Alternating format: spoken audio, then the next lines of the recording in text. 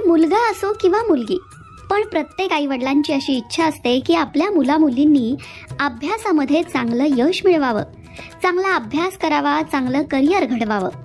पण बऱ्याचदा काही मुलांचं मन मात्र चंचल असतं, अभ्यासात अजिबात लागत नाही. तर बऱ्याचदा काही मुलं अभ्यास पूर्ण करतात पण तरी सतत कशाला ना कशाला तरी घाबरत असतात. अशा वेळी आई पुढे प्रश्न पडतो की नक्की करायचं काय? मुलांसाठी आपण काही सेवा करायला हवी का? मुलांसाठी एखादी उपासना आहे का जी करता येईल? तर अशा काही उपासना आहेत ज्या आई मुलांसाठी करू शकते. कोणत्या आहेत त्या उपासना? कधी कराव्या? कशा कराव्या? आणि कोणत्या गोष्टीमध्ये या उपासनेची मदत मिळते? हे सगळं जाणून घेऊया. पालकांनी आपल्या मुलीला परीक्षेत चांगलं यश प्राप्त व्हावं यासाठी स्वामींची सेवा संकल्पपूर्वक केली तर नक्कीच स्वामी कृपेचा अनुभव येतो. स्वामी समर्थांची सेवा आई वडिलांनी आपल्या मुलांसाठी केली तर नक्कीच मुलांना ती सेवा चांगलं फळ देते. अनेक वेळा मुलं देवाचं पूजन, नामस्मरण करायला तयार होत नाहीत. अशा वेळी पालकांनीच स्वामींना शरण जावं. आई वडील रात्रंदिवस मेहनत घेत असतात की आपल्या मुलीला चांगलं शिक्षण मिळावं, चांगल्या शाळेमध्ये ॲडमिशन मिळावं, शाळेमध्ये त्याने चांगली गुणवत्ता दाखवावी. या सगळ्या गोष्टीच आई वडिलांसाठी महत्त्वाच्या असतात. रात्रंदिवस काबाड कष्ट आई वडील त्याच्यासाठी करत असतात. पण तरी सुद्धा कधी कधी मुलांचं मन इतकं चंचल असतं की अभ्यासात लागत नाही, अभ्यासाची त्यांना गोडी नसते, किंवा बऱ्याचदा ते अभ्यास करतात पण कुठल्या ना कुठल्या गोष्टीची त्यांना सतत भीती वाटत राहते.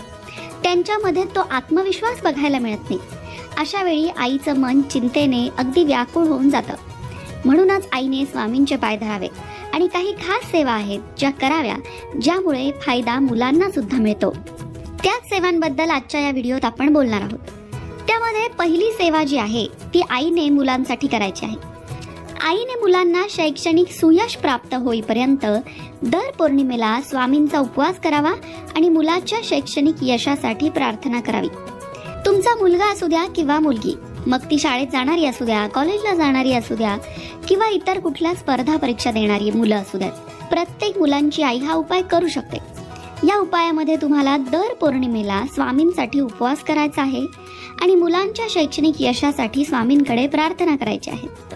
हो, पण त्याबरोबरीने मुलांना प्रोत्साहित सुद्धा करायचं आहे अभ्यास करण्यासाठी, चांगले मार्क मिळवण्यासाठी. त्याचबरोबर आयुष्यामध्ये काहीतरी चांगलं घडून आणण्यासाठी मुलांना सतत प्रोत्साहित करणं गरजेचं असतं. मुलं आपल्या ध्येयापासून भटकणार नाहीत याची काळजी आई वडिलांनी घ्यायची असते. त्यासाठी तुमच्या सगळ्या कामातून थोडा तरी वेळ मुलांसाठी काढायचा आहे.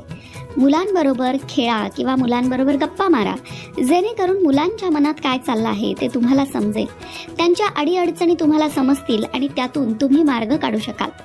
आता जर तुमच्यापैकी एखादी आई अशी असेल की उपवास तिच्या तब्येतीला झेपणार नाहीये, तर तुम्ही दुसरा उपाय करू शकता. या दुसऱ्या उपायामध्ये स्वामींना आईने दर गुरुवारी गुळपापडीचा नैवेद्य दाखवावा आणि आपल्या मुलाला किंवा मुलीला शैक्षणिक यश प्राप्त व्हावं यासाठी प्रार्थना करावी. स्वामी समर्थांच्या भक्तीमध्ये गुरुवार अत्यंत महत्त्वाचा आहे आणि या दिवशी गुळपापडीचा नैवेद्यच आईने मुलांसाठी स्वामींना दाखवायचा आहे आणि मुलांच्या यशासाठी प्रार्थना करायची आहे. आता तुम्ही म्हणाल की हे सगळे उपाय आईनेच करायचेत का? वडिलांना काही सेवा नाहीये का? तर वडील सुद्धा एक उपाय करू शकतात.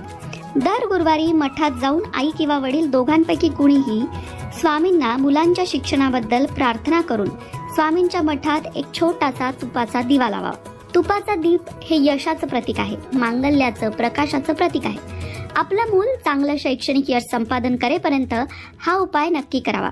आपल्या संततीला त्यामुळे यश प्राप्ती होते आणि हा उपाय अर्थातच आई किंवा वडील दोघांपैकी कुणीही करू शकतं. मंडळी, आतापर्यंत 3 उपाय आपण पाहिले. तिन्हीच्या तिन्ही उपाय तुम्हाला एकदम करायचे आहेत का? तर असं नाही. कुठलाही एक उपाय निवडा, तो नियमित नित्यनियमाने करा.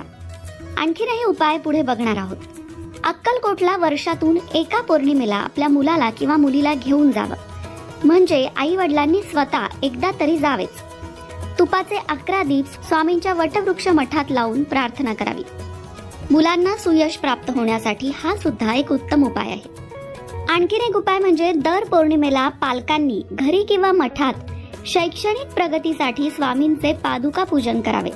पण मंडळी, स्वामींची ही सेवा करत असताना मुलांना सुद्धा स्वामी भक्तीची गोडी लावणं आवश्यक आहे. तुम्ही मुलांसाठी जे काही करता आहात त्याची जाणीव मुलांना करून देणं आवश्यक आहे.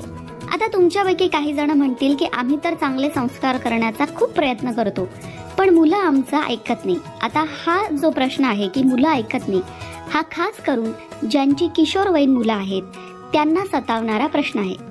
किशोर वयामध्ये मुलं जरा बंड होतात आणि मग ते आई वडिलांचं ऐकत नाही. आपली ही समस्या सुद्धा स्वामींना सांगायची आहे आणि आपल्या मुलांसाठी सद्बुद्धीची मागणी करायची आहे. त्याबरोबरीने मुलांशी संवाद साधण्याचा प्रयत्न करायचा आहे. मुलांना हे करू नको ते करू नको हे म्हणण्यापेक्षा मुलांची काय इच्छा आहे आणि ती योग्य आहे की अयोग्य आहे हे समजून घेण्याचा प्रयत्न करायचा आहे. अयोग्य वाटल्यास त्यांना तसं लक्षात आणून द्यायचं आहे. एक मित्रत्वाच्या भावनेने मुलांशी बोलायचं आहे, जेणेकरून मुलांच्या मनामध्ये तुमच्याबद्दल विश्वास निर्माण होईल आणि मग ते तुमचं नक्कीच ऐकतील. श्री स्वामी समर्थ.